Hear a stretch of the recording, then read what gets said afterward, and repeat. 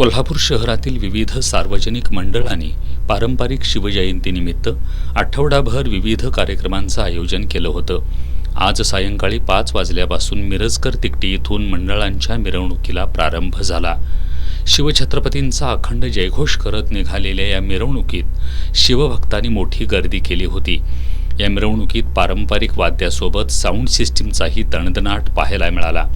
विविध मंडळांनी मिरवणुकीत शिवछत्रपतींचा अश्वारूढ पूर्णाकृती पुतळा, त्याचबरोबर सजवलेले छटघोडे आणि त्यावर शिवछत्रपतींची जिजाऊंची तसंच मावळ्यांची वेशभूषा परिधान केलेले कार्यकर्ते सहभागी झाले होते। संयुक्त मंगळवार पेठ शिवजयंती उत्सव समितीच्या वतीनं विविध समाज प्रबोधनपर फलक हातात घेऊन कार्यकर्ते सहभागी झाले होते। खरात प्रकरणासह छत्रपती शाहू मिल सुरू करावी या स्थानिक प्रश्नांकडे फलकाच्या माध्यमातून कार्यकर्त्यांनी सर्वांचं लक्ष वेधलं। या मिरवणुकीत बालचमुनी शिवछत्रपतींच्या छोट्या पुतळ्याची मिरवणूक काढत शिवजयंतीच्या उत्सवाचा आनंद लुटला। संयुक्त मंगळवार पेठ खंडोबा तालीम, गंजीमाळ, तटाकडील तालीम, मराठा वॉरियर्स अशी अनेक मंडळं मिरवणुकीत सहभागी झाली होती।